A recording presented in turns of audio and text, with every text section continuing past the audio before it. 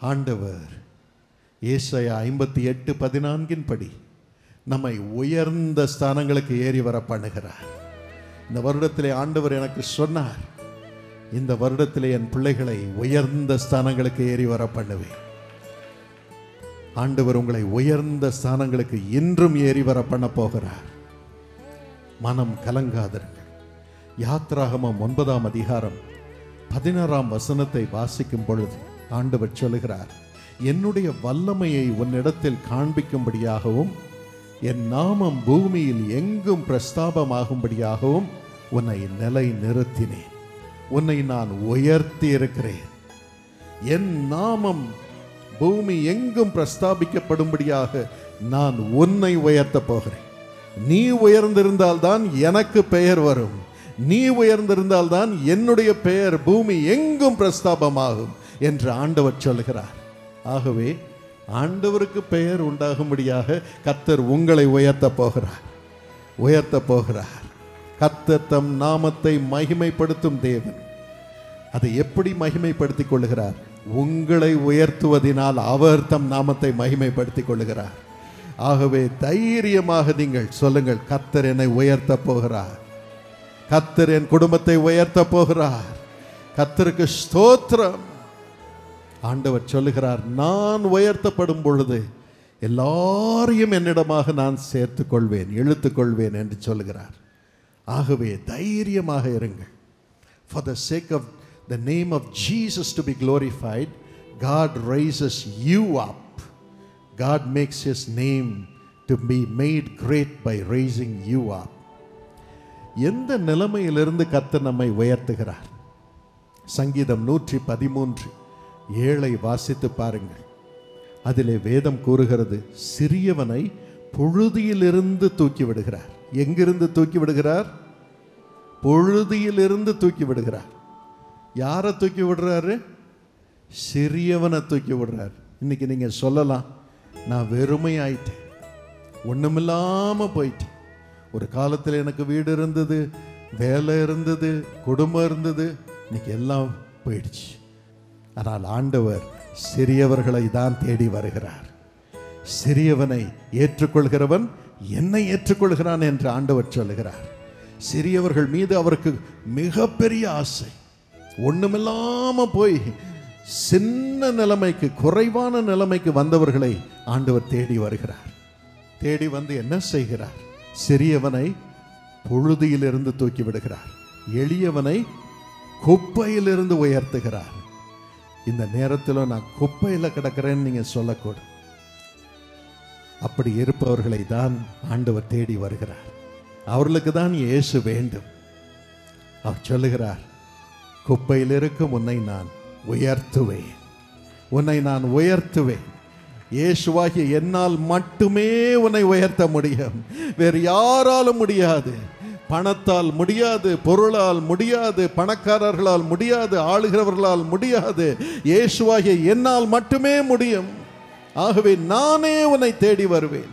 நானே வழி, நானே ஜீவன், நானே சத்தியம், நானே வருவேன் என்று உங்களை தேடி வந்திருக்கிறார். எனக்கு சொன்னார், யார் யார் குப்பையில் இருக்கிறார்களோ, யார் யார் நான் புழுதியில் உட்கார்ந்து இருக்கிறேன் என்று சொல்லி அழுகிறார்களோ, அத்தனை பேரையும் இன்று நான் தூக்கிவிடப் போகிறேன். அத்தனை பேரையும் நான் தூக்கிவிட மட்டும் செய்யாமல் உயர்த்த போகிறேன். உயர்ந்த ஸ்தலங்களுக்கு ஏறி வர பண்ண போகிறேன். அவர்களை பிரபுக்களோடு உட்கார வைப்பேன், அதிபதிகளோடு உட்கார வைப்பேன். கர்த்தர் உங்களையும் உங்கள் பிள்ளைகளையும் அப்படி உயர்த்த போகிறார். தைரியமாக இருங்கள். அதற்காக இயேசு நம்மை தேடி வந்தார். தம்மை வெறுமையாக்கினார், தம்மை வெறுமையாக்கினார், மரண பரியந்தம் தம்மை வெறுமையாக்கினார். பிலிப்பியர் 2:6-10 வரைக்கும் அதை வாசிக்கிறோம். அதனால்தான் இயேசுவுக்கு உயர்ந்த பெயர் கொடுக்கப்பட்டிருக்கிறது. இயேசுவின் நாமத்தில் வானோர் பூதலத்தோர் பூமியின் கீழானோர் யாவருடைய முழங்காலும் என்று முடங்குகிறது. எது நிமித்தம்? அவர் குப்பைக்கு போனபடியினார், அவர் புழுதிக்கு போனபடியினார், நமக்காக தம்மையே தாழ்த்தினார், மரண பரியந்தம் தாழ்த்தினார். நம் வேதனை அவருக்கு தெரியும். மத்தேயு 9ஆம் அதிகாரம் 1ஆம் வசனத்திலிருந்து வாசித்து பாருங்கள். ஒரு திமிர்வாதக்காரனை இயேசுவினிடம் கூட்டிக் கொண்டு வருகிறார்கள். அவனால் நடக்க முடியல, தூக்கிட்டு வராங்க. கால் விழுந்துருச்சு, கை விழுந்துருச்சு, தெருவில் கிடக்கிறான். வீட்டை விட்டு கூட ஒருவேளை தூக்கி எறிந்து விட்டார்கள் என்று நம்புகிறேன். நீ வீட்டில் இருந்தாலே அபசகனம். ஒரு நொண்டியின் பிள்ளை, ஒன்றுக்கும் உதவாத தகப்பனுடைய பிள்ளை என்று உன்னை குறித்து எல்லாரும் சொல்கிறார். நீ இருந்தாலே எனக்கு சாபம். நீ ஒரு அப்பாவா? சில வேளைகளில் நீ ஒரு அம்மாவா? உன்னாலதான் எனக்கு சாபம்னு பிள்ளைங்க ஒருவேளை சாபம் போட்டிருப்பாங்க. ஒருவேளை வெளியே கடந்திருப்பான், யாரும் இல்லாத அனாதையாக கடந்திருப்பான். ஆனால் இயேசு அவனை பார்த்த பொழுது, மகனே, உன் பாவங்களை நான் மன்னிக்கிறேன் என்றார். பாவத்தினால தானே இந்த நோய் வந்திருக்குது, அதை நான் மன்னிச்சிடுறேன்ப்பா. அவனால பேசக்கூட முடியல, மன்னிப்பு கேட்க கூட முடியல. குப்பையில் கிடக்கிறான், புழுதியில் கிடக்கிறான். அதன் பிறகு ஆண்டவர் சொல்லுகிறார், அப்பா, நீ புழுதியில் இருந்தது போதும்பா, தனிமையில் இருந்தது போதும்பா, தள்ளப்பட்ட நிலைமையில் குப்பையில் இருந்தது போதும்பா. நீ எழுந்து உன் படுக்கை எடுத்துக்கொண்டு உன் வீட்டுக்கு போப்பா. உன் வீட்டுக்கு போய் சந்தோஷமா இருப்பா. உன் வீட்டில் போய் சந்தோஷமா இருப்பா என்று சொன்னார். அவன் உடனே எழுந்திருந்தான். அவன் நோய் முழுமையாக மறைந்தது. வாழ்க்கையில் ஒரு நம்பிக்கை வந்தது, வாழ்க்கையில் கனம் வந்தது. அவன் தன் வேலையை தானே செய்யும்படியான பலன் வந்தது. தன் வீட்டுக்கு ராஜகுமாரன் போல அவன் பீட நடை போட்டு சென்றிருந்திருப்பான். பார்க்கிறவர்கள் எல்லாரும் சொல்லுகிறாங்க, ஐயோ, தெருவில் கிடந்தான், இப்ப அவன் வீட்டுக்கு போறான், வீட்டுக்கு போறான், கனத்தோடு போறான், சுகத்தோடு போறான், குடும்பத்தை நடத்தக்கூடிய பலத்தோடு போகிறான் என்று எப்படி அவனை குறித்து பேசியிருப்பார்கள். அதே போலதான் உங்களை குறித்தும் ஆண்டவர் செய்ய போகிறார். உங்களை குறித்தும் ஜனங்கள் பேசும்படி செய்ய போகிறார். குப்பையில் இருந்தவர்களாக அல்ல, பொழுதியில் இருப்பவர்களாக அல்ல, ராஜகுமாரராக, ராஜகுமார்த்திகளாக, ராஜாதின் ராஜாவின் வல்லமையினால் நிரம்பினவர்களாக நீங்கள் புறப்பட்டு போக போகிறீர்கள். கர்த்தர் நிச்சயமாகவே பொழுதியில் இருந்து உங்களை உயர்த்த போகிறார். இன்றிலிருந்து அது உண்டாகும். குப்பையிலிருந்து அவர் உங்களை உயர்த்த போகிறார். பிரபுக்களோடு உட்கார வைப்பார். கர்த்தர் உங்கள் பிள்ளைகளையும் அப்படி உயர்த்துவார். அவருடைய பிள்ளைகளாக வாழும்படி செய்வார். தீபக் மசி என்ற ஒருவருடைய சாட்சியை போன வாரம் நான் வாசித்தேன். அவர் அம்ரித்சரில் இருப்பவர். 2012ஆம் வருடத்திலே பட்டப்படிப்பை முடித்தார். அரசு வேலை பெற வேண்டும் என்று எவ்வளவோ முயன்றார். ஒரு வேலையும் கிடைக்கல, எல்லாத்துலேயும் தோல்வி. அரசு வேலைக்கான எக்ஸாம் எழுதுவார், பாஸ் பண்ணுவார். ஆனால் தகுதி எக்ஸாம் போகும் பொழுது தோற்று போவார். ஒரு முறை அப்படி நடந்த பொழுது அந்த ரிசல்ட்டை பார்த்துட்டு வீட்டுக்கு போயிட்டுருக்கார். மலை பகுதி, இந்த மலையின் உச்சத்தில் வரும் பொழுது இங்கிருந்து நாம் கீழே விழுந்து ஏன் சாகக்கூடாது, செத்து போயிடலாம் என்ற ஒரு எண்ணம் வந்தது. தற்கொலை எண்ணம் வந்தது. நாம் ஏன் இனி வாழ வேண்டும் என்ற வேதனை. அப்பொழுது இயேசுவின் அன்பின் குரலை கேட்டார். இல்லையப்பா, இந்த நேரத்திலும் உன்னை நான் நேசிக்கிறேன், நீ தற்கொலை செய்து கொள்ளாதே என்ற குரலை கேட்டார். அவர் வீட்டிற்கு வந்து எனக்கு ஒரு மின் அஞ்சல் அனுப்பினார், ஒரு இமெயில் அனுப்பினார். இப்படி நடந்து விட்டது என்றார். நான் ஜெபம் செய்துவிட்டு அவருக்கு ஒரு பதில் கடிதம், பதில் இமெயிலான் உடனே அனுப்பி இருக்கிறேன். கர்த்தர் நிச்சயமாகவே உனக்கு வெற்றியை தருவார், வெற்றியை தருவார் என்று.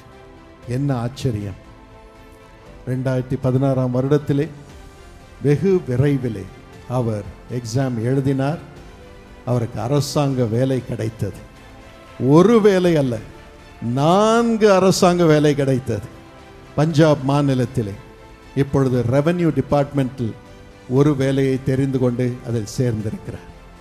இன்னைக்கும் வட்டியும் முதலும் சேர்த்து கர்த்தர் உங்களை ராஜாக்களோடு உட்காரும்படி செய்வார். இன்று பெரிய கவர்மெண்ட் ஆஃபீஸர்ஸோடு அவர் பணி புரியும்படியாக ஆண்டவர் கிருபை செய்திருக்கிறார். கர்த்தர் உங்களுக்கும் அப்படியே செய்வார். 2வதாக, அவர் ஒரு நோக்கத்திற்காக கர்த்தர் நம்மை உயர்த்துகிறார். எதற்காக கர்த்தர் நம்மை உயர்த்த வேண்டும்? அதற்கு ஒரு நோக்கம் உண்டு. எரேமியா 29:11 நாம் வாசிக்கிறோம். ஆண்டவர் சொல்கிறார், நீங்கள் எதிர்பார்த்திருக்கும் முடிவை உங்களுக்கு கொடுக்கும்படி நான் உங்கள் பேரில் நினைத்திருக்கிற நினைவுகளை அறிவேன் என்று கர்த்தர் சொல்கிறார். ஒரு நோக்கத்திற்காக நான் உன்னை உயர்த்த போகிறேன். என்ன நோக்கம் அது? முதலாவதாக அவர் நம்மை ஒரு தீர்க்கதரிசியாக உயர்த்துகிறார். உபாகமம் 18:18 வாசித்து பாருங்கள். உன்னை போல ஒரு தீர்க்கதரிசியை நான் அவர்களுக்காக அவர்கள் சகோதரரிலிருந்து எழும்ப பண்ணி என் வார்த்தைகளை அவர் வாயிலே அருளுவேன். அப்போஸ்தலர் 2:17 கூறுகிறது, நம் அனைவர் மீதும் அவர் தமது ஆவியை ஊற்றுகிறார்.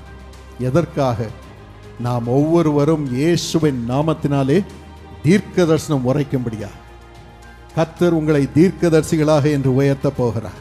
தீர்க்கதரிசனிகளாக உங்களை உயர்த்த போகிறார். தீர்க்க தரிசனம் என்பது என்ன? வெளிப்படுத்தின விசேஷம் 19:12 நாம் வாசிக்கிறோம், இயேசுவை குறித்த சாட்சி. இயேசுவை குறித்த சாட்சியை சொல்வதே தீர்க்க தரிசனம். உனக்கு பிசாசு பிடிச்சிருக்கு, யாரோ சூனியம் பண்ணிட்டாங்க, உன் குடும்பத்தில் அழிவு வரப்போகுது, தேசத்தில் அழிவு வரப்போகுது, அவன் சாக போகிறான், இந்த அம்மா சாக போகிறாங்க அப்படின்னு தீர்க்க தரிசனம் உரைக்கிறவர்கள் எல்லாரும் கர்த்தரிடத்திலிருந்து பெரும் தீர்க்க தரிசனத்தை உரைப்பவர்கள் அல்ல. அந்த விதமான தீர்க்க தரிசனம் உரைத்த பிறகு அதன் மூலம் இயேசு என்ன செய்ய போகிறார் என்று சொல்கிறார்கள் பாருங்கள். அவர்கள் தான் உண்மையான தீர்க்கதரிசி. அவர்கள் தான் உண்மையான தீர்க்கதரிசிகள். அதுதான் உண்மையான தீர்க்கதரிசனம். அழிவுக்கு நேராக தீர்க்க தரிசனம் உரைத்தால் அது பிசாசுடைய தீர்க்க தரிசனம். பிசாசு கொல்லவும் அழிக்கவும் திருடவும் வருகிறான். ஆனால் இயேசுவோ ஜீவனை கொடுக்க வருகிறார். ஆகவே நாம் தீர்க்க தரிசனம் உரைக்கும் பொழுது இயேசுவின் வார்த்தையாக அது வரும் பொழுது இயேசுவை குறித்த சாட்சியாக வருகிறது. அது ஜீவனை கொண்டு வருகிறது. ஆகவே அப்படிப்பட்டவர்களாக கர்த்தர் உங்களை உயர்த்த போகிறார். கர்த்தர் உங்களை உயர்ந்த ஸ்தானங்களுக்கு கொண்டு வர போகிறார். அந்த உயர்ந்த ஸ்தானம் என்ன? இயேசுவோடு உலாவும் தீர்க்க தரிசன ஸ்தானம். அதை இன்று ஆண்டவர் உங்களுக்கு கொடுக்க போகிறார். கர்த்தர் உங்களை அவரை போலவே ஒரு தீர்க்கதரிசியாக வைப்பார். இயேசு லூக்கா 24:19 வல்லமையான தீர்க்கதரிசியாக இருந்தார். செய்கையிலும் வாக்கிலும் வல்லமையான தீர்க்கதரிசியாக இருந்தார். உங்களையும் கர்த்தர் அந்த நிலைமையில் வைக்கப் போகிறார். இயேசுவை போலவே கர்த்தர் நம்மை தீர்க்கதரிசிகளாக வைக்கப் போகிறார். அவருடைய சாட்சி வந்து கொண்டே இருக்க போகிறது. இரண்டாவதாக அவர் உங்களை அவருடைய ஆசாரியர்களாக வைக்கப் போகிறார். 1 சாமுவேல் 2:35 வாசிக்கிறோம், நான் என் உள்ளத்துக்கும் என் சித்தத்திற்கும் ஏற்றபடி செய்யத்தக்க உண்மையுள்ள ஒரு ஆசாரியனை எழும்ப பண்ணுவேன், உயர்த்துவேன், ஒருவரை உயர்த்துவேன். என் சித்தத்தின்படி என் சித்தத்திற்கு ஏற்ற காரியங்களை செய்யும்படியான ஆசாரியனை எழுப்ப போகிறேன். கர்த்தர் அப்படி உங்களை எழுப்ப போகிறார். ஒரு ஆசாரியனுடைய வேலை என்ன? பலி செலுத்துவது. ஒரு ஆசாரியன் பலி செலுத்தும்படியாக தான், தியாகம் செய்யும்படியாக தான் அழைக்கப்படுகிறான்.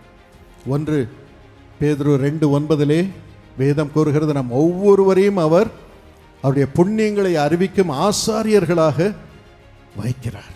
உயர்ந்த ஸ்தானத்தில் வைக்கிறார்.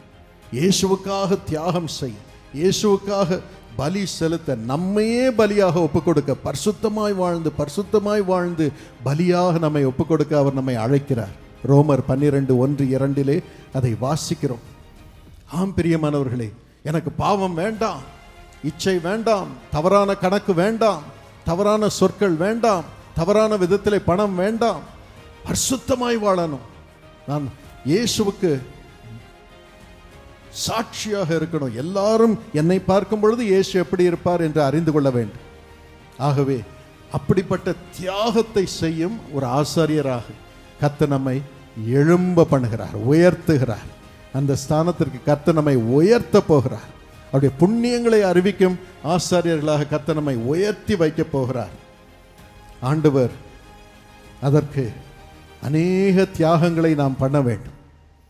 உங்கள் வாழ்விலும் எவ்வளோ கஷ்டம், இயேசுவை பின்பற்றுவதனால் உங்களுக்கு எவ்வளோ திட்டு, ஆனால் அதன் மத்தியில் யார் என்ன சொன்னாலும் பரவாயில்லை, இயேசுவுக்காக நான் தியாகம் பண்ணுவேன், இயேசுவுக்காக தியாகம் பண்ணுவேன். என்ன திட்டினாலும் பரவாயில்ல, கேவலப்படுத்தினாலும் பரவாயில்ல, பொறுமையாக அதை சகிப்பேன். ஏனென்றால் என் பொறுமையினால் என் ஆத்துமாவை காத்துக்கொள்வேன், என் குடும்பத்தினருடைய ஆத்துமாவையும் காத்துக்கொள்வேன். பொறுமையாக அதை சகிப்பேன். நான் ஒரு ஆசாரியன், எல்லாருடைய பாவத்தையும் சுமக்கணும். பொறுமையா இயேசுவை சுமப்பதினால் அத்தனை பேரையும் பாவத்திலிருந்து விடுதலை செய்ய வேண்டும், பரிசுத்தத்தை குடும்பத்திற்குள் கொண்டு வர வேண்டும். அப்படிப்பட்ட ஒரு ஆசாரியனாக கர்த்தர் உங்களை அழைத்திருக்கிறார். ஆசாரிய பெருமகளாக கர்த்தர் உங்களை அழைத்திருக்கிறார். பெண்களுக்கு தான் அது மிகவும் பொருந்தும். பொறுமை, பொறுமை, பொறுமை. இயேசுவின் நிமித்தம் பொறுமை. உமக்காக யாவையும் சகிப்பேன், ஆனால் எனக்கு ஜெயத்தை கொடுப்பீர், ஜெயத்தை கொடுப்பீர், ஜெயத்தை கொடுப்பீர், எனக்கு ஜெயத்தை கொடுப்பீர். என் குடும்பம் முழுவதையும் வெளிச்சத்திலே வைப்பீர். உமக்கு ஸ்தோத்திரம். என்னை ஒரு ஆசாரியனாக, ஆசாரிய பெருமகளாக வைத்திருக்கிறீர், உயர்த்துகிறீர். காருண்யாவை கட்ட வேண்டும் என்று ஆண்டவர் என் தந்தைக்கு பணித்த பொழுது இவ்வளோ கஷ்டப்பட்டு நாங்கள் குடும்பமாக அதற்கு ஆயத்தம் பண்ணினோம். கடன் பயங்கரமாக இருந்தது. கேவலமாக அந்த நேரத்தில் பிரசங்கியார்கள் எல்லாம் பேசினார்கள். அந்த பிசாசு அப்படி செய்வான். அப்பதான் நம்ம ஆண்டவருடைய சித்தத்தை நிறைவேற்ற மாட்டோம். என்றைக்கு கர்த்தருடைய சித்தத்தை நிறைவேற்ற கால் எடுத்து வைக்கிறோமோ, மற்றவர்களுக்காக ஜெபிக்க ஜெபகோபுரத்துக்கு போகிறோமோ, மற்றவர்கள் ரட்சிக்கப்படுவதற்கு, ஆசீர்வாதம் பெறுவதற்கு காணிக்கை கொடுக்கிறோமோ, அன்னைக்கு தான் பிசாசு அதிகமாக பொல்லாத மனுஷன் மூலமாக நம்மை திட்டுவான். அந்த திட்டு வரும்பொழுது உங்களுக்கு தெரியணும், நான் செய்யறது கர்த்தருடைய சித்தம்தான். கேவலம் வரும்பொழுது நீங்கள் சொல்லணும், நான் செய்யறது கர்த்தருடைய சித்தம்தான்.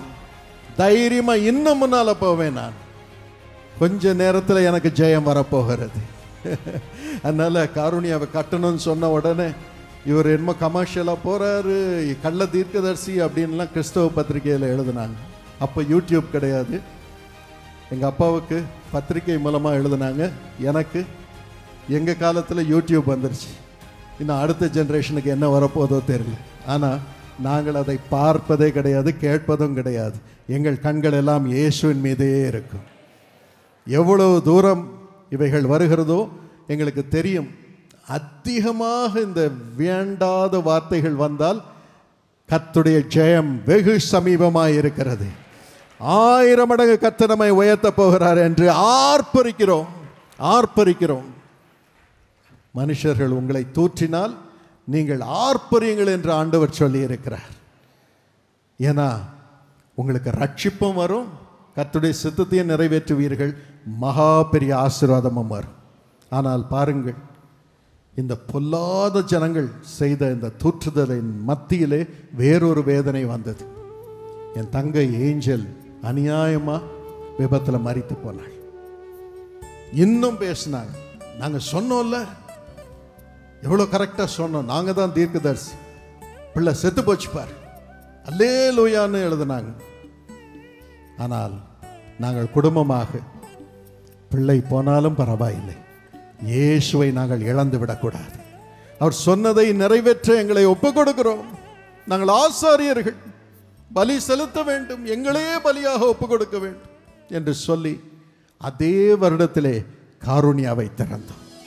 கர்த்தர் திறக்க வைத்தார். இயேசு பலன் கொடுத்தார். எங்கள் பலவீனத்தில் அவர் பலன் கொடுத்தார். இன்று பாருங்கள், காருண்யாவை கர்த்தர் உயர்ந்த ஸ்தானத்தில் வைத்திருக்கிறார். A++ அக்ரெடிடேஷன் கேட்டகரி 1 இன்ஸ்டிடியூஷனாக தேசத்திலே உயர்ந்த ஸ்தானத்தில் வைத்திருக்கிறார். ஏறக்குறைய 40,000 பிள்ளைகள் அங்கு படிக்கும்படி செய்திருக்கிறார். ஒவ்வொரு முறையும் நாங்கள் அட்மிஷன் கொடுக்கும் பொழுது, அட்மிஷன் வரும் பொழுது ஏஞ்சலுடைய அதே வயதில் தான் பிள்ளைகளை நாங்கள் சேர்க்கிறோம். ஒரு ஏஞ்சலை இழந்தோம், இன்று 40,000 ஏஞ்சல்களை பெறும்படி ஆண்டவர் கிருபை செய்திருக்கிறார். உங்களுக்கும் அப்படியே உயர்வை கட்டளையிடுவார். நீங்களும் கர்த்தருக்காக என்னென்ன இழந்தீர்களோ அத்தனைக்கும் சரியாக கர்த்தர் உங்களை ராஜாக்கள் மத்தியிலே உட்கார வைப்பார். ஆண்டவருடைய இரக்கத்தினால் காருண்யாவின் சான்சலராக கர்த்தர் என்னை உயர்த்தினது நிமித்தம் கனத்துக்குரிய ஒரு பொசிஷன் தான். ஆனால் பொறுப்புகள் அதிகம். அத்தனை பிள்ளைகளுடைய எதிர்காலமும் என் கையில் இருப்பதாக உணர்வேன். ஒவ்வொரு நாளும் கர்த்தரிடம் கதறுவேன். அவர் எனக்கு சொல்லிக் கொடுப்பார் எப்படி நடத்துவது என்று. 2004ஆம் வருடத்திலே ஆண்டவருடைய இரக்கத்தினால் இந்தியாவிலே எஜுகேஷன் சர்வ சிக்ஷா அபியான் என்ற ஒரு திட்டத்திலே prime minister, education minister, finance minister, இன்னும் planning commission chairman, defence minister, இவர்கள் இருந்த குழுவிலே 30 பேர் கொண்ட குழுவிலே, தேசத்தின் கல்வியை நிர்ணயிக்கும் குழுவிலே கர்த்தர் என்னையும் ஒரு அங்கத்தினராக அரசாங்கத்திலே ஸ்தாபிக்கும்படியாக கர்த்தர் கிருபை செய்தார். அந்த கூட்டத்திலே பிரதம மந்திரியோடு உட்கார்ந்து தேசத்தின் கொள்கைகளை நிர்ணயிக்கும்படி கிருபை செய்தார். கர்த்தர் உங்களை ராஜாக்களோடு உட்காரும்படி செய்வார், பிரபுக்களோடு உட்காரும்படி செய்வார். அதற்கு என்னென்ன தியாகம் வந்தாலும் இயேசுவின் நிமித்தம் நாம் அதை மேற்கொண்டு உண்மையாக இருக்கும் பொழுது கர்த்தர் உங்களை ராஜாக்கள் மத்தியிலே உட்கார வைப்பார். ராஜாக்களுக்கு ஆலோசனை கொடுக்கும்படியாக ஒரு தானியேலாக உயர்த்துவார். கர்த்தர் உங்களை அப்படி உயர்த்த போகிறார். உங்கள் கம்பெனியிலே உயர்ந்த ஸ்தானங்களுக்கு ஏறி வர பண்ணுவார். மார்க்கெட்டிலே உயர்ந்த ஸ்தானங்களை ஏறி வர பண்ணுவார். உங்களை கனம் பண்ணி உயர்த்துவார். குடும்பத்திலே உங்களை உயர்ந்த ஸ்தானத்தில் வைப்பார். இன்னைக்கு குடும்பத்தில் சிறியவர்களாக நீங்கள் இருக்கக்கூடும். ஆனால் நாள் அடைவிலே உங்கள் குடும்பத்தினர் எல்லாம் வந்து உங்கள்கிட்ட தான் ஆலோசனை பெறும்படியாக ஆண்டவர் செய்வார். எங்கள் குடும்பத்திலும் ஆண்டவருடைய இரக்கத்தினால், எங்கள் அம்மா அவங்க குடும்பத்தில் கடைசி பிள்ளை, ஆனால் இன்று குடும்பத்தில் இருக்கும் அத்தனை பேருக்கும் ஆதரவாக கர்த்தர் வைத்திருக்கிறார். அத்தனை பேருக்கும் தீர்க்க தரிசனம் உரைக்கும்படியாக கர்த்தர் வைத்திருக்கிறார். குடும்பத்தினரை சுமக்கும்படியாக கர்த்தர் வைத்திருக்கிறார். அந்த கிருபையை கர்த்தர் உங்கள் ஒவ்வொருவருக்கும் தரும்படியாக அவருடைய ஜீவனை அனுப்புவார். உங்களை ஆசாரியர்களாக உயர்த்த போகிறார். என்னென்ன வெட்கம், என்னென்ன இழப்பு, என்னென்ன சாபம் கர்த்தருக்காக நான் அனுபவித்தேனோ அத்தனைக்கும் ரெண்டத்தனையான பலன் வரப்போகிறது. இன்று வரப்போகிறது. இயேசு எனக்கு சொன்னதை உங்களுக்கு நான் சொல்லுகிறேன். வெட்கத்தை அனுபவித்த அதே இடத்திலே மது பிள்ளைகளுக்கு ரெண்டத்தனையான பலன் வரட்டும். வேலையிலே வரட்டும், குடும்பத்திலே வரட்டும், ஊழியத்திலே வரட்டும், சமுதாயத்திலே வரட்டும், முத பெயருக்காக வரட்டும். இயேசுப்பா இப்பொழுது வரட்டும், இயேசுவின் நாமத்தில் வரட்டும். கர்த்தரதை செய்கிறார் என்று விசுவாசித்த இயேசுவுக்கு நன்றி சொல்லுங்கள். Thank you Jesus. அதற்கு நம்மை ஆசாரியர்களாக வைப்போம். நம்ம என்ன சொல்லுவோம்? இயேசுவை குறித்த சாட்சி, சாட்சியான வாழ்க்கை, சாட்சியான தீர்க்க தரிசனம் எல்லாருக்கும் சொல்லுவோம். கர்த்தர் நம்மை உயர்ந்த ஸ்தானங்களுக்கு ஏறி வர பண்ணுவார். வெட்கமே படக்கூடாது. இயேசுவை குறித்து ஒரு நாளும் வெட்கப்படக்கூடாது. பிசாசு எவ்வளவுதான் நம்மை வெட்கப்படுத்த முயன்றாலும் நாம் எழும்பி நின்று இயேசுவை மகிமைப்படுத்துவோம். இயேசுவே ரட்சகர் என்று சொல்லுவோம். இயேசுவே தேவன் என்று சொல்லுவோம். தைரியமாக இருங்கள். மூன்றாவதாக கர்த்தர் உங்களை தேவ ஊழியனாக உயர்த்த போகிறார். தேவ ஊழியனாக உயர்த்த போகிறார். இயேசுவை போல மாறும்படியாக தேவ ஊழியன். அதான் தேவ ஊழியர்களுக்கு ஆண்டவர் கொடுத்திருக்கும் அழைப்பு. இயேசுவை போல அவர்கள் இருக்க வேண்டும். ஏசாயா 49:6 வாசித்து பாருங்கள். யாக்கோபின் கோத்திரங்களை எழுப்பவும் இஸ்ரவேலில் காக்கப்பட்டவர்களை திருப்பவும் நீர் எனக்கு தரிசனமாய் இருப்பது அற்ப காரியமாய் இருக்கிறது. நீர் பூமியின் கடைசி பரியந்தமும் என்னுடைய ரட்சிப்பாய் இருக்கும்படி உம்மை ஜாதிகளுக்கு ஒளியாகவும் வைப்பேன் என்கிறார். உன்னை நான் அப்படிப்பட்டவனாக உயர்த்துவேன் என்று ஆங்கிலத்தில் இருக்கிறது. God is going to lift you up. ஜாதிகளுக்கு ஒளியாக வைக்க போகிறார். இன்னைக்கு எல்லாம் இருளாக இருக்குதுன்னு சொல்றீங்களா? உங்களுக்கும் வெளிச்சம் மட்டுமல்ல, நீங்க எல்லாருக்கும் வெளிச்சமாக இருக்க போகிறீர்கள். இயேசு சொல்கிறார், நானே உலகத்திற்கு வெளிச்சமாக இருக்கிறேன், ஒளியாக இருக்கிறேன். என்னை பின்பற்றுகிறவன் இருளிலே நடவாமல் ஜீவ ஒளியை அடைந்திருப்பான். அதனால இயேசுவின் வெளிச்சம் இப்பொழுது உங்கள் மீது இறங்குகிறது. அதற்கு அவருடைய மகிமையை பரிசுத்த ஆவியானவர் மூலம் தருகிறார். 2 கொரிந்தியர் 3:19 படி அவருடைய பரிசுத்த ஆவியானவர் உங்களை நிரப்புகிறார். மகிமையின் மேல் மகிமை அடைந்து இயேசுவின் சாயலை கர்த்தர் உங்களுக்கு தருகிறார்.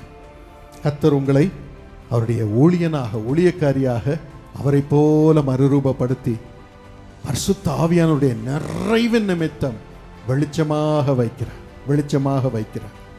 இதற்கு முன்னால நான் ஆசாரியனாக கர்த்தர் உங்களை வைப்பேன் என்று சொன்னார்ல, அந்த வசனத்தில் ஒரு முக்கியமான காரியம் 1 சாமுவேல் 2:35 நீ எனக்கு ஆசாரியனாக எல்லாவற்றையும் இழக்கும் பொழுது நான் உன் வீட்டை கட்டுவேன் என்று ஆண்டவர் சொல்கிறார்.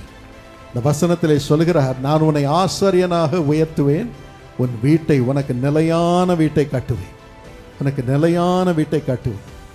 ஜெப கோபுரத்தை கட்டும் பொழுது ஆண்டவர் எனக்கு சொன்னார், ஒவ்வொரு ஜெப கோபுரத்தையும் கட்டுவதற்கு அவர் சொன்னார், என் ஜனங்களை காணிக்கை கொடுக்க சொல்லு, ஜெப கோபுரத்தை கட்ட காணிக்கை கொடுக்க சொல்லு. அவள் ஜெப கோபுரமாகி என் வீட்டை கட்டும் பொழுது என் பிள்ளைகளுடைய வீட்டை நான் கட்டுவேன் என்று சொல்லு என்று சொன்னார். அப்படியே உங்களில் எத்தனையோ பேர் ஜெபகோபுரத்தை கட்டி வருகிறீர்கள் உங்கள் காணிக்கையினால். கர்த்தர் உங்களுக்கு வீட்டை கட்டி கொடுத்திருக்கிறார்.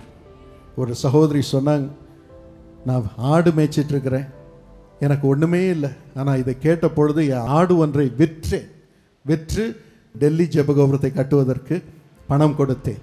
என்ன ஆச்சரியம், ஒரே மாதத்திலே அரசாங்கத்தினர் வந்து எங்கள் கிராமத்தை சுற்றி பார்த்து, அம்மா நீ குடிசை வீட்டில் இருக்கிற, உனக்கு நான் கான்கிரீட் வீட்டை கட்டி கொடுக்க போகிறோம் என்று சொன்னார்கள். இலவசமாக கவர்மெண்ட் எனக்கு கட்டி கொடுத்தார்கள் என்று சாட்சி கொடுத்தார்கள். கர்த்தர் உங்களுக்கும் அப்படியே செய்வார், உங்கள் வாழ்க்கையை கட்டி எழுப்புவாரா. அதற்கு நாம் கர்த்தருக்காக தியாகம் பண்ணி இருக்கிறோம் இல்லை. என் பெயர் போனாலும் பரவாயில்ல, என்னை கேவலமாக நடத்தினாலும் பரவாயில்ல, இயேசுவின் பெயரை விட மாட்டேன், இயேசுவை பற்றி கொள்வேன். கர்த்தர் உங்கள் வீட்டை கட்டுவார். நிலையான குடும்ப வாழ்க்கை, நிலையான பெயர் உங்கள் குடும்பத்தில் இருக்கும். தைரியமாக இருக்கும். கடைசியாக ஆண்டவர் உங்களை ராஜாவாக உயர்த்த போகிறார். எரேமியா 30:9, தங்கள் தேவனாகிய கர்த்தரையும் நான் தங்களுக்கு எழுப்ப போகிற தங்கள் ராஜாவாகிய தாவீதையுமே சேவிப்பார்கள். நான் எழுப்ப போகிற தாவீதாகிய ராஜா. இது பழைய ஏற்பாடு. இந்த புதிய ஏற்பாட்டிலே ராஜாதி ராஜாவின் பிள்ளைகளாக நாம் இருக்கிறோம். கர்த்தர் நம்மை ராஜாக்களாக உயர்த்துகிறார். கர்த்தர் கொடுக்கும் ராஜ்யம் என்ன? புசிப்பும் குடிப்பும் அல்ல. கர்த்தருடைய ராஜ்யம் நீதி, பரிசுத்த ஆவியானவருடைய சந்தோஷத்தினால் நிரம்பி இருக்கிறது, சமாதானத்தினால் நிரம்பி இருக்கிறது. இதுதான் கர்த்தருடைய ராஜ்யம். கர்த்தருடைய ராஜாவாக நாம் இருப்பதற்கு கர்த்தர் கொடுக்கும் அதிகாரம் என்ன? மார்க் 11:24 வேதம் கூறுகிறது, நீங்கள் ஜெபத்தில் எவைகளை கேட்டுக்கொள்வீர்களோ அவைகளை எல்லாம் நீங்கள் பெற்றுக்கொள்வீர்கள். பெற்றுக்கொள்வோம் என்று நீங்கள் விசுவாசிக்கும் பொழுது அது உங்களுக்கு உண்டாகும். அது உங்களுக்கு உண்டாகும். கர்த்தர் ராஜாவாக உங்களுக்கு கொடுக்கும் அதிகாரம். என்னென்ன காரியம் இயேசு எனக்கு தருவார் என்று சொல்லி நீங்கள் ஜெபம் பண்ணும் பொழுது, விசுவாசித்து ஜெபம் பண்ணும் பொழுது கர்த்தர் அதை உங்களுக்கு தருகிறார். ராஜாவாக நீங்கள் பெற்றுக்கொள்கிறீர்கள். கர்த்தர் தருகிறார், அது உண்மைதான். ஆனால் நீங்கள் அதை பெற்றுக்கொள்கிறீர்கள். இயேசு எனக்கு தருவார் அப்படின்னு சொல்லும்போது நீங்கள் அதை பெற்றுக்கொள்வீர்கள். அந்த ராஜாவின் அதிகாரத்தை கர்த்தர் உங்களுக்கு தருகிறார். அதிகாரத்தை தருகிறார். என் நாமத்தினாலே எதையெல்லாம் கேட்கிறீர்களோ அதை பெற்றுக்கொள்வோம் என்று விசுவாசிங்க. ஏன்னா உங்களுக்கு அதிகாரம் இருக்கு. நீங்க தேவனுடைய பிள்ளைகள், நீங்கள் ராஜாக்கள், ராஜாக்கள், ராஜாக்கள். ஒரு பக்கம் இயேசு கொடுப்பாருன்னு விசுவாசத்தில் ஜெபம் பண்றோம். ஆனா அடுத்த சமயம் வருமா வராதான்னு தெரியலிங்க. 40 வருஷமா ஜெபம் பண்ணிக்கிட்டு இருக்கேன். இன்னைக்கு நம்ம சொல்லுவோம், நான் சொல்லுகிறபடி அது ஆகும். ஆமென். ஏன்னா இயேசுப்பா அதற்கெல்லாம் பாடுபட்டிருக்கிறார், சிலுவையில் பாடுபட்டிருக்கிறார். It is finished. It is finished. நான் அதை சுதந்திரிக்கும்படியாக கர்த்தர் எனக்கு கொடுத்திருக்கிறார். சில வேளைகளில் சோதனை வரும் பொழுது கொஞ்ச நாள் அது நீடிக்கும். இந்த சோதனை காலம் முடிகிற வரைக்கும் பிரச்சனை நீடிக்கும். ஆனால் சோதனையை வெல்லுகிறவன் பாக்கியவான், ஜெயிக்கிறவன் பாக்கியவான், பாக்கியவதி. அந்த ஜெயத்தை பெற்றவுடன் அந்த பிரச்சனையும் போயிடும், அந்த வேதனையும் போயிடும். அதனால் உடனே பதில் கிடைக்கலன்னா ஏதோ ஒரு காரணத்திற்காக ஆண்டவர் அனுமதிச்சிருக்கார். பொறுமையாக இருப்போம், நம்ம ஆத்மாவை காத்துக்கொள். ஆனால் நமக்கு பிரச்சனைன்னு வரும் பொழுது, காரணமில்லாத பிரச்சனை வரும்போது இயேசுவின் நாமத்தை சொல்லும் பொழுது நம்மை ராஜாக்களாக ஆண்டவர் மாற்றுகிறார். என் பேர் உனக்கு கொடுக்கப்பட்டிருக்கிறதுப்பா, நீ ராஜாதி ராஜாவின் பிள்ளை, நீ சொல்லுகிறபடியே ஆகும். மார்க் 16:17 அவர் சொல்லுகிறார், என் நாமத்தினாலே பிசாசுகளை துரத்துவீர்கள். பிசாசு உங்களை துரத்துன்னு எழுதியிருக்குதா? என்ன எழுதியிருக்குது? என் நாமத்தினாலே பிசாசுகளை துரத்துவீர்கள் என்று இயேசு சொல்லுகிறார். என் நாமத்தினாலே நோயுள்ளவர்கள் மீது கைகளை வைப்பீர்கள், அப்பொழுது அவர்கள் சொஸ்தமாவார், சொஸ்தமாவார். ஆண்டவர் உங்களை ராஜாக்களாக வைத்திருக்கிறார். ராஜாதி ராஜாவின் பிள்ளை. கடைசியாக ஆண்டவர் உங்களை வியாதியிலிருந்து எழுப்புவார். கர்த்தர் உங்களை வியாதியிலிருந்து எழுப்ப போகிறார். யாக்கோபு 5:14-15 வாசிக்கிறோம். விசுவாசமுள்ள ஜெபம் பிணியாளியை ரட்சிக்கும். கர்த்தர் அவனை எழுப்புவார். அவன் பாவம் செய்தவனானால் அது அவனுக்கு மன்னிக்கப்படும். இப்பொழுதும் உங்களுக்காக இயேசுவின் நாமத்தினாலே ஜெபம் பண்ண போகிறோம். கர்த்தர் உங்களை வியாதியின் கட்டிலிலிருந்து எழுப்ப போகிறார். உங்களை சுகமாக்கி ஆரோக்கியத்தினால் நிரப்ப போகிறார். அதற்காக இயேசு அவருடைய சரீரத்திலே காயங்களை ஏற்படுத்தி கொண்டார். அவருடைய சரீரத்திலே காயங்கள் இருக்கிறபடியினால் இயேசுவின் தழும்புகளால் இன்று நீங்கள் குணமாகிறீர்கள். பால் தினகரனுடைய ஜெபம், நாங்கள் கை வைத்து ஜெபிக்கும் ஜெபம் உண்டு. ஆனால் எங்கள் நம்பிக்கை, எங்கள் விசுவாசம் எல்லாம் இயேசுவின் தழும்புகள் மீதுதான், இயேசுவின் நாமத்தின் மீதுதான். 2018 வருடத்திலே ஆனம் வெனிதா என்ற ஒரு தம்பதியர் இப்படி சாட்சி கொடுத்தார்கள். புகாரோவில் இருக்கிறார்கள். அந்த கணவருக்கு திடீரென்று எடை இயல்புக்கு அதிகமாக குறைய ஆரம்பித்தது. மனைவி ஒரு ஸ்டாஃப் நர்ஸ் டாக்டரிடம் சென்று பரிசோதனை செய்தார்கள். வெள்ளை அணுக்கள் அதிகமாக இருந்தது. அப்பொழுது எல்லா சோதனைகளையும் செய்துவிட்டு இவருக்கு கேன்சர், பிளட் கேன்சர் என்று சொல்லிவிட்டார்கள். சிஎம்சிக்கு வந்தார்கள். வெள்ளூர் சிஎம்சியில் சொன்னார்கள், இது பிளட் கேன்சர் தான், இதற்கு கீமோதெரப்பி கொடுக்க வேண்டும், 10 நாள் கழித்து வாருங்கள் என்று சொன்னார்கள். உடனே கணவனும் மனைவியும் வேலூரில் இருந்து புறப்பட்டு சென்னைக்கு வந்தார்கள். மே 1 2018 வருடம். அந்த நாளில் நான் சென்னை இயேசு அழைக்கிறார் டிஜிஎஸ் தினகரன் ரோட் பிரேயர் டவரில் எல்லாருக்காகவும் அன்று ஜெபித்து கொண்டிருந்தேன். சரியாக இதை அறியாமல் அவர்கள் வந்தார்கள். வந்த பொழுது அவர்கள் வேதனையை சொன்னார்கள். நான் கரம் வைத்து அவர்களுக்காக ஜெபித்திருக்கிறேன். நான் சொன்னேன், இயேசுவின் நாமத்தினால் இந்த கேன்சரை நான் ரிவர்ஸ் பண்ணுகிறேன். Let this cancer come out. Let there be reversal and let him be healed. முழுமையாக சுகமாகட்டும் என்று. அதன் பிறகு அங்கிருந்து பெதஸ்தாவை குறித்து அவர்கள் கேள்விப்பட்டு நேரடியாக பெதஸ்தாவுக்கு சென்றார்கள். கோவையில் இருக்கும் பெதஸ்தா ஜெப மையத்துக்கு சென்றார்கள். அது காருண்யாவை அடுத்தாற்போல் இருக்கும் வளாகம். அங்கு போன பொழுது இந்த ஜெப வீரர்கள் காட்டும் அன்பை பார்த்து அந்த மனிதர், எனக்கு இயேசு வேண்டும் என்று தன் வாழ்வை இயேசுவினிடம் ஒப்புக் கொடுத்தார். இயேசுவின் பிள்ளையாக மாறினார். அதன் பிறகு சிஎம்சிக்கு போனார்கள். கீமோதெரப்பிக்கு ஆயத்தமாகும் நேரத்திலே திரும்பவும் ஒரு டெஸ்ட் எடுப்போம் என்று எடுத்தார்கள். என்ன ஆச்சரியம், வெள்ளை அணுக்கள் நார்மலாக இருந்தது. சோதனை செய்தார்கள். உனக்கு கேன்சரே இல்லை அப்பா, நீ போ என்று சொன்னார்கள். 6 வருடங்கள் ஆகிவிட்டது. இன்னைக்கு வரைக்கும் அந்த கேன்சர் வரவே இல்லை. 100% ஹீல்ட். கர்த்தர் அவனை எழுப்புவார். கர்த்தர் உங்களை வியாதியின் கட்டிலில் இருந்து எழுப்புவார். இயேசு எழுப்புவார். இயேசு எழுப்புவார். மனம் கலங்காதிருங்கள்.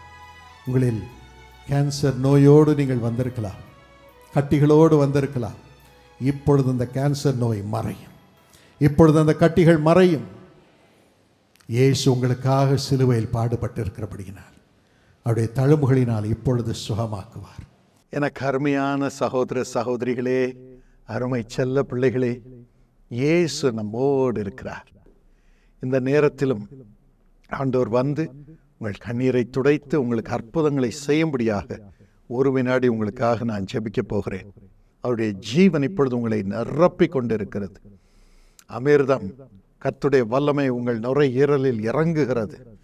கிறிஸ்துவின் ஜீவன் உங்களை நிரப்புகிறது. உங்களுடைய சரீர உபாதைகள் எல்லாவற்றையும் கர்த்தர் இப்பொழுது நீக்குகிறார். அவருடைய வல்லமை இறங்குகிறது. Thank you wonderful Holy Spirit. இந்த நேரத்திலும் ஆண்டவர் உங்களுக்கு சுதந்திரத்தை கொடுக்க போகிறார். உங்களுக்கு உரிய சுதந்திரம். சிலுவையிலே அவர் உங்களுக்காக சம்பாதித்த சுதந்திரம் உங்களுக்கு இப்பொழுது வரப்போகிறது. பலனை கொடுப்பார். உங்களுக்கு ரிவார்ட் கொடுக்கப்பட போகிறது. நீங்கள் கர்த்தரை பற்றி கொண்டு அவரை உறுதியாய் நம்பி வந்திருக்கிறீர்கள். ஆகவே அதற்கேற்ற பலனை கர்த்தர் இன்று உங்களுக்கு தரப்போகிறார். அவருடைய ஜீவன் இறங்குகிறது. இப்பொழுதும் எந்தெந்த பாகத்தில் உங்களுக்கு நோய் இருக்கிறதோ அந்த இடத்திலே கை வைத்துக் கொள்ளுங்கள். கர்த்தருடைய வல்லமை இப்பொழுது உங்களை தொடும்படியாக உங்களுக்காக நான் ஜெபிக்கப் போகிறேன். கர்த்தருடைய கரம் உங்கள் மீது இறங்குகிறது. இயேசு உங்களை விடுதலையாக்குவார். ஏசப்பா, உமது ஜீவன் உமது பிள்ளைகள் மீது இப்பொழுது இறங்கட்டும் அப்பா, இறங்கட்டும் அப்பா, இறங்கட்டும் அப்பா. ஒவ்வொருவரையும் கட்டி அணைத்து முத்தமிட்டு ஆசீர்வதியும் ஏசப்பா, ஆசீர்வதியும் ஏசப்பா. ஆண்டவனே, என்னை ஆசீர்வதிப்பதற்காக நன்றி என்று சொல்லுங்கள். வாய் திறந்து இருதயத்தை திறந்து ஏசப்பாவுக்கு நன்றி சொல்லுங்கள். அவருடைய வல்லமை இப்பொழுது இறங்குகிறது. இயேசுவின் நாமத்தினாலே பொல்லாத நோயை, பொல்லாத நோய்களை கொண்டு வரும் பிசாசே, இவள் சரீரத்தை விட்டு நீ வெளியே வா என்று உனக்கு நான் கட்டளையிடுகிறேன். இயேசுவின் நாமத்தில் இவர்கள் சரீர உறுப்புகள் இப்பொழுது சுகம் அடையட்டும் என்று நான் கட்டளையிடுகிறேன். கிறிஸ்துவின் ஜீவன் இறங்குவதாக. மந்திர சக்திகளும் மதியின் ஆவிகளும் இயேசுவின் நாமத்தில் இவள் சரீரத்தில் கிரியை செய்யாதபடிக்கு அவைகளை கட்டி போடுகிறேன், நரகத்திற்கு எறிகிறேன். இப்பொழுது கிறிஸ்துவின் ஜீவன் இறங்குவதாக, இறங்குவதாக. மனம் மகிழ்ச்சியின் கிறிஸ்துவின் ஜீவன் இறங்குவதாக. ஆனந்த சந்தோஷத்தின் தைலம் இவர்கள் மீது ஊற்றப்படுவதாக. எல்லா நோயும் மறையட்டும், பலவீனம் மறையட்டும், சுகவீனம் மறையட்டும், வலிகள் மறையட்டும். செயல்படாத உறுப்புகள் இப்பொழுது செயல்பட ஆரம்பிக்கட்டும். கிறிஸ்துவின் ஜீவன் இறங்குவதாக. Yes, you organs come back to life in Jesus' name. இயேசுப்பா, மது தழும்புகள் நிறைந்த கரத்தினால் மது பிள்ளைகளை தடவி கொடுத்து சுகமாக்கும் இயேசுப்பா. கட்டிகள் இப்பொழுது மறையட்டும், செயல்படாத உறுப்புகள் செயல்படட்டும், பேச முடியாத வாய்கள் திறக்கட்டும் அப்பா. ஸ்ட்ரோக் நோயினால் பாதிக்கப்பட்டவர்கள் சுகம் அடையட்டும் இயேசுப்பா. பராலிசிஸ் சுகம் அடையட்டும் இயேசுப்பா. மூளை கோளாறு உள்ள சரீர உறுப்புகள் இப்பொழுது சுகம் அடையட்டும் இயேசுவின் நாமத்தில். ஆரோக்கியம் இறங்கட்டும், மகிமை இறங்கட்டும் இயேசுவின் நாமத்தில். நன்றாக அந்த பிள்ளைகள் சுவாசிக்கட்டும். லங்ஸிலே பாதிக்கப்பட்டிருக்கும் அத்தனை பேரையும் சுகமாக்கும். நுரையீரல் சுகம் அடையட்டும் அப்பா. ஈரல்கள் சுகம் அடையட்டும் இயேசுப்பா. மூத்திர கோஷங்கள் எல்லாம் சுகம் அடையட்டும் இயேசுப்பா. முதுகு எல்லாம் சுகம் அடையட்டும் இயேசுப்பா. எலும்புகள் சுகம் அடையட்டும், இடுப்புகள் சுகம் அடையட்டும். மூளையிலே இருக்கும் எல்லா நோய்களும் சுகம் அடையட்டும் இயேசுப்பா. மயக்கங்கள் நிற்கட்டும், நிற்கட்டும். சரும நோயோடு தவிக்கும் புனிதா, இயேசு உங்களை தொடுகிறார். கிறிஸ்துவின் ஜீவன் உங்களை நிரப்புகிறது. சுகம் அடையுங்கள். சரும நோயினால் பாதிக்கப்பட்ட சரீர உறுப்புகள் இப்பொழுது சுகம் அடைகிறது. கிறிஸ்துவின் வல்லமை உங்கள் மீது இறங்குகிறது. திக்கி திக்கி பேசும் விட்டல் இயேசுவை சுகமாக்குகிறார். திக்கி பேசும் ஒவ்வொரு வாயும் இப்பொழுது சுகம் அடைவதாக, நார்மலாக பேசுவதாக. கிறிஸ்துவின் வல்லமை இப்பொழுது ஒவ்வொரு வாயும் திறக்கும்படியாக இறங்குவதற்காக நன்றி இயேசுப்பா, நன்றி இயேசுப்பா, நன்றி இயேசுப்பா, நன்றி இயேசுப்பா. சிவகாமி, ஆண்டவருடைய வல்லமை உங்கள் மீது இறங்குகிறது. சிவகாமி, கணவனோடு உறவை ஆண்டவர் ஆசீர்வதித்து புதுப்பிக்கிறார். அவருடைய வல்லமை இறங்குகிறது. திருமணம் ஆகாமல் தவிக்கும் பலரை பார்க்கிறேன். சிவகாமி, நீங்களும் அப்படியே தவிக்கிறீர்கள். வேறொரு சிவகாமி, இயேசு உங்களை தொடுகிறார். கிறிஸ்துவின் வல்லமை இறங்குகிறது. Joyce, God blesses you today. திருமணம் ஆகாத பிள்ளைகளுக்கு இயேசுப்பா இந்த மாதமே திருமணம் ஒழுங்கு ஆகும்படியாக செய்யும் அப்பா. நீ தேர்ந்தெடுத்த பையனை கொண்டு வாரும், மகளை கொண்டு வாரும் இயேசுப்பா. உடனே திருமணம் ஒழுங்காகட்டும். ஆசீர்வாதம் இவர்கள் மீது இறங்குவதாக சுவாமி. படிப்பிலே ஞானம் வேண்டும், உயர்வு வேண்டும் என்று சொல்லுகிறவர்களுக்கு ஞானத்தை இப்பொழுது தாரும் இயேசுப்பா. வேலைக்காக வேதனையோடு ஜெபிக்க வந்திருக்கும் அத்தனை பேருக்கும் ஜெபிக்கிறோம் இயேசுப்பா. நாளைக்கே வேலை வரட்டும் இயேசுவின் நாமத்தில். திங்கட்கிழமை வேலையிலே சேரட்டும் இயேசுவின் நாமத்தினாலே. ஆசீர்வாதம் இறங்குவதாக. மன மகிழ்ச்சி குடும்பத்திலே இறங்குவதாக. வேலை போகக்கூடாது. வேலையிலே உயர்வு வரட்டும் இயேசுப்பா, உயர்வு வரட்டும் இயேசுப்பா. இயேசுப்பா. சரியான வேலையிலே சேரட்டும் இயேசுப்பா. இந்த ஆசீர்வாதம் அவர்களுக்கு இன்று திறக்கட்டும். அவர்களுக்கு உரிய சுதந்திரம் அவர்களை தேடி வரட்டும் இயேசுவின் நாமத்தினாலே. வீடு இல்லாமல் தவிக்கும் மக்களுக்கு அற்புதமாக வாசலை திறந்தருளும் இயேசுப்பா. திறந்தருளும் இயேசுப்பா. வீட்டை தாரும், அற்புதமாக தாரும். சொந்த வீட்டிலோ வாடகை வீட்டிலோ சமாதானத்தோடு உழைத்து வாழும்படியாக அவர்களுக்கு வாசலை திறந்தருளும். பணம் கையிலே வரட்டும். ஆசீர்வாதம் உண்டாகட்டும். இயேசுவின் நாமத்தில் இந்த அற்புதம் நடக்கட்டும் அப்பா. குழந்தை இல்லாத கர்ப்பங்களில் எமது வல்லமை இறங்கட்டும். இப்பொழுது குழந்தை உருவாகட்டும் என்று கட்டளையிடுகிறேன். இயேசுவின் நாமத்தில் உமது வல்லமை இறங்கட்டும் இயேசுப்பா. யார் யார் கர்ப்பத்திலே குழந்தை இன்னும் உருவாகவில்லையோ அவள் கர்ப்பத்தை இப்பொழுது தொட்டும் இயேசுப்பா. குழந்தை இப்பொழுது உருவாகட்டும் இயேசுவின் நாமத்தினாலே. கர்த்தருடைய மன மகிழ்ச்சி அவர்களுக்குள் இப்பொழுது இறங்குவதற்காக நன்றி, நன்றி, நன்றி. Elizabeth, God is filling you with the Holy Spirit. எல்லா கிஃப்ட்ஸையும் கர்த்தர் கொடுக்கிறார். வரங்களை கொடுக்கிறார், வல்லமையை கொடுக்கிறார். மகிமை இறங்குகிறது இயேசுப்பா. ஸ்தோத்திரம் இயேசுப்பா. வரங்களினால் நமது பிள்ளைகளை நிரப்பும் இயேசுப்பா. ஆனந்த தைலத்தினால் நிரப்பும் இயேசுப்பா. மனம் இறங்கும் இயேசுப்பா. பொறாமையின் ஆவியினால் தவிக்கும் பலரை பார்க்கிறேன். அந்த பொறாமையின் ஆவி, கோபத்தின் ஆவி அவர்களை விட்டு இப்பொழுது நீங்குகிறது. ரவி, இயேசு உங்களை விடுதலையாக்குகிறார். பரிசுத்த ஆவியினால் உங்களை நிரப்புகிறார். எல்லாரையும் நேசிக்கும் இருதயத்தை கொடுக்கிறார். அப்படி பலரை பார்க்கிறேன். ஆண்டவரே, என்னை பரிசுத்தமாக்கும், எல்லாரையும் நேசிக்கும் மகனாக மகளாக மாற்றும் என்று பலர் ஜெபிக்கிறீர்கள். இயேசு உங்களை நிரப்புகிறார். பரிசுத்த ஆவியினால் நிரப்புகிறார். அன்பின் ஆவியினால் நிரப்புகிறார். அது நிமித்தம் நீங்கள் செழிக்கும்படியான ஆசீர்வாதத்தினால் உங்களை நிரப்புகிறார். மக்கு நன்றி இயேசுப்பா. நன்றி இயேசுப்பா. நன்றி இயேசுப்பா. கர்த்தருடைய பிள்ளையாக இவர்களை மாற்றுவதற்காக நன்றி இயேசுப்பா. உமது ஜீவன் இறங்குவதற்காக நன்றி. ஆனந்த தைலத்தினால் நிரப்பி கனம் பண்ணும். செழிக்க செய்து இவர்களை உயர்ந்த ஸ்தானத்தில் வையும். செய்வதெல்லாம் வாய்க்கட்டும். பிரிந்த குடும்பங்கள் ஒன்று சேரட்டும். கோபத்தின் ஆவியை வீட்டில் இருந்து, குடும்பத்தினரிடமிருந்து நான் வெளியே துரத்துகிறேன் இயேசுப்பா. குடும்பம் ஒன்று சேரட்டும். மனம் மகிழ்ச்சியோடு வாழட்டும். ஆசீர்வாதத்தை கொடுத்து ஜெபிக்கிறோம். இந்த அருளை நீ தருவதற்காக நன்றி. படிப்பிலே பிள்ளைகளுக்கு உதவி செய்வதற்காக நன்றி. உயர்ந்த ஸ்தானத்திற்கு வரும்படி எக்ஸாம்ஸை ஆசீர்வதித்து கனம் பண்ணுவதற்காக நன்றி. இயேசுவின் நாமத்தில் ஊழியம் செய்யும் அத்தனை பேரும் விடுதலையோடு செய்யட்டும். செழிப்பு உண்டாகட்டும். மன மகிழ்ச்சி உண்டாகட்டும். ஆசீர்வாதம் உண்டாகட்டும். நீர் இந்த அருளை தருவதற்காக நன்றி இயேசுப்பா. நன்றி இயேசுப்பா. நன்றி. இயேசுவின் நாமத்தில் பிதாவே, ஆமென். எனக்கு அருமையானவர்களே, இந்த நேரத்திலும் கர்த்தர் உங்களை நிரப்பி இருக்கிறார். ஆண்டவருக்கு நன்றி சொல்லுங்கள். மன மகிழ்ச்சியோடு இந்த பாக்கியங்களை சுதந்திரித்துக் கொள்ளுங்கள். God bless you.